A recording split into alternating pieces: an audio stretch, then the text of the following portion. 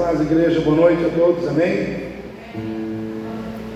Vamos começar o nosso culto de quarta-feira, um culto de ensino voltado para o estudo da palavra de Deus. E eu quero começar aqui este culto lendo esse texto aqui que fala sobre o endemoniado gadareno. Diz assim lá em Lucas capítulo 8, versículo 26: E navegaram para a terra dos gadarenos, que está de fronte da Galileia.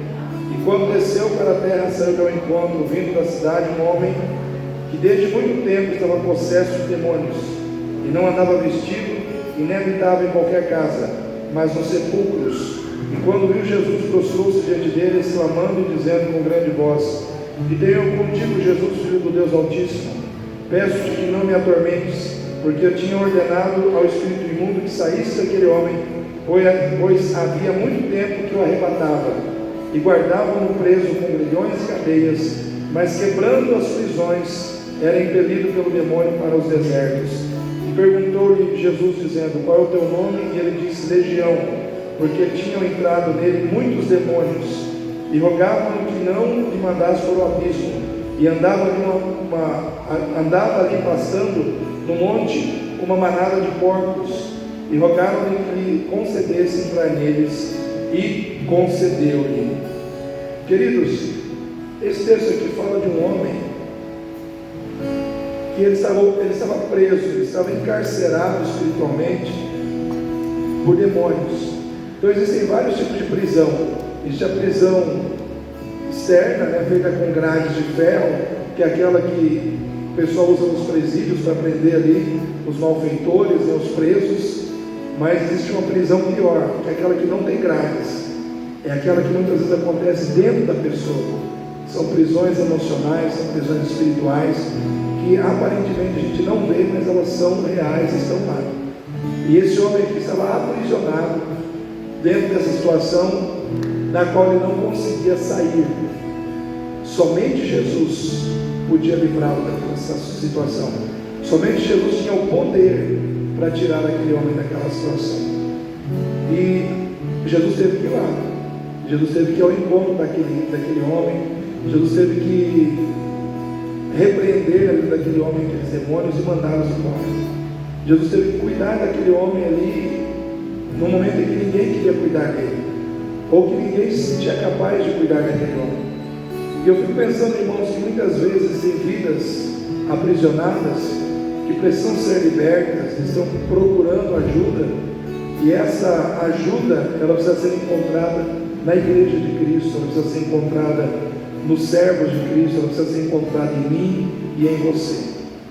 Essa semana eu batizei uma pessoa, mandei no grupo lá a foto do batismo aqui, na terça-feira, de uma mulher que veio na sexta-feira, ela veio na quarta, depois veio na sexta.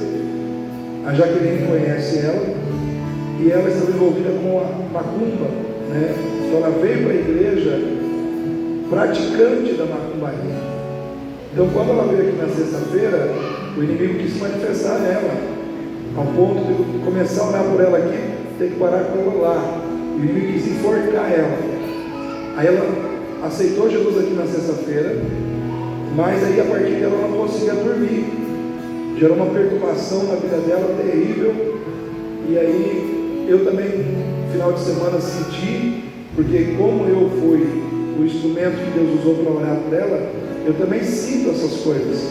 Então um pouco do que ela sentiu, eu senti também. Domingo eu estava com uma dor de cabeça terrível, um mal-estar, uma moleza no corpo. Eu falei: se eu estou assim, com certeza ela está bem pior. Aí na segunda-feira eu liguei para ela, ela estava de cama, ela não conseguia se levantar da cama, de tão mal que ela ficou, em função da opressão espiritual que veio sobre a vida dela. E o que aconteceu? Eu falei para ela que só tinha um jeito de resolver isso, né? Pelo fato dela estar envolvida com a Umbanda. Primeiro ela renunciou, graças a Deus que ela renunciou, aceitou Jesus, mas ela tinha que batizar, porque quando batiza, que sela tudo. A gente pensa que o batismo é só um simbolismo. Não é não, irmãos. O batismo é um fechamento, né? A pessoa aceita Jesus, mas ela precisa se batizar. Eu falei, olha, só tem um jeito, você tem que batizar. Se não fosse esse caso seu da Umbanda, da Macumba, a gente poderia esperar para você batizar no final de semana, no domingo, com a igreja aqui lotada, né?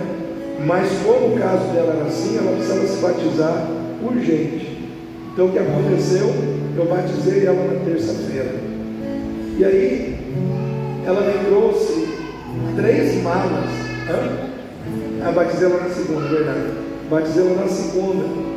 E ela me trouxe 3 malas de livros de bruxaria, de espiritismo, de umbanda, de candomblé, de Chico Xavier, de tudo que você puder imaginar. 200 e poucos livros, irmãos. Ela trouxe aquela mala e falou, pastor, está aqui. Aí eu falei, espera aí que eu vou avaliar primeiro essa situação. Se eu tiver que queimar esses livros, você vai trazer na terça. Aí eu fui buscar direcionamento de Deus para lidar com esses livros aí. Aí fui para casa na segunda-feira. E aí ela ficou com os livros. Aí ela não dormiu direito. Aí na terça-feira eu falei, bom, se não tiver outro jeito, traz os livros na terça-feira que eu vou queimar. Aí ela trouxe os livros na terça. Eu fiquei aqui das 3 e pouco da tarde até quase 7 horas da noite, queimando esses livros naquele. Tem 2 latões aqui atrás. E eu taquei gasolina nesses livros. Comprei um galão de gasolina e taquei nesses livros. Mas livro não queima, irmão, se você não abrir. Você tem que abrir todos eles. Mesmo que você jogue gasolina neles, eles não queimam. E eu fiquei aqui mexendo com o pau, com a madeira, abrindo aqueles livros. E aí deu 7 horas da noite, ainda eu achei que tinha queimado tudo. Aí oramos, eu fui para casa. Eu não dormi nada. Terça-feira, falei, ficou livro sem queimar, né? Porque quando eu não durmo, é porque a coisa não, tipo assim, ficou coisa pendente para trás. Aí como eu não dormi, 5h30 da manhã eu vim aqui na igreja. Falei, já que eu não dormi, peguei meu carro, 5h30 da manhã, não tinha trânsito na rua, eu vim para cá. Aí eu cheguei aqui e comecei a mexer ali no latão de novo, e tinha 3 livros que não tinha queimado, 2 dessa grossura e um mais fininho. Aí eu queimei esses 3 livros, tirei toda a cinza, joguei aqui no terreno do lado, né?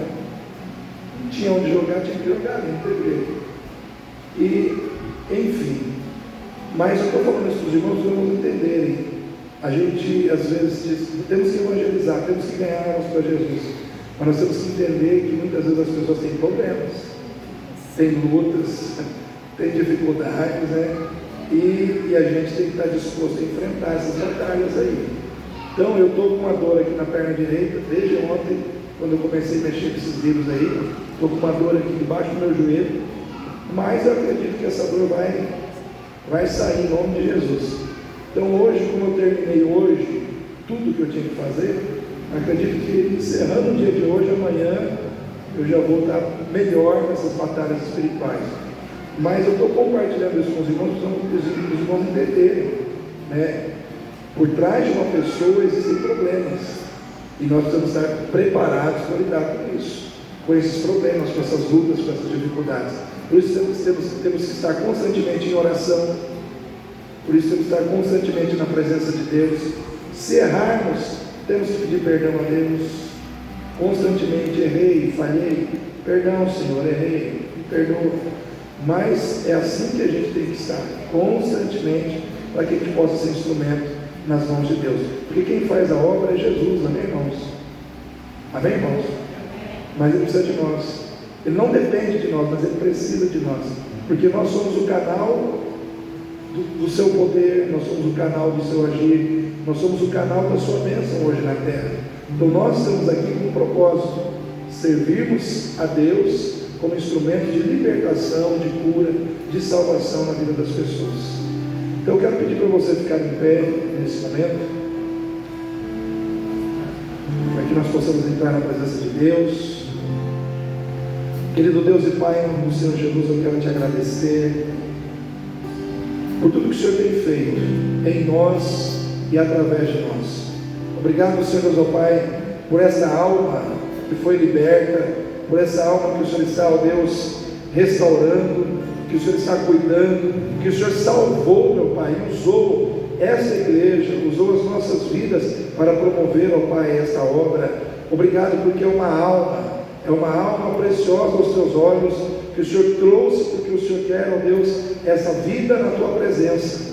Por isso o Senhor permitiu que essa pessoa viesse à tua casa, que ela entrasse na tua casa, que ela ouvisse a tua palavra, que ela fosse confrontada com o poder do teu Santo Espírito, para que ela pudesse entender o que ela precisava fazer em relação ao propósito de aceitar a Cristo como Senhor e Salvador da sua vida, para que ela pudesse compreender que ela precisava se batizar, demonstrando, meu Pai, de forma pública a sua aceitação por Cristo, e assim, ó Deus, fechando, como diz na tua palavra, todo o ciclo da conversão espiritual, ó Deus, cumprindo o que a tua palavra determina, porque o batismo não é apenas um simbolismo, o batismo é uma ordenança.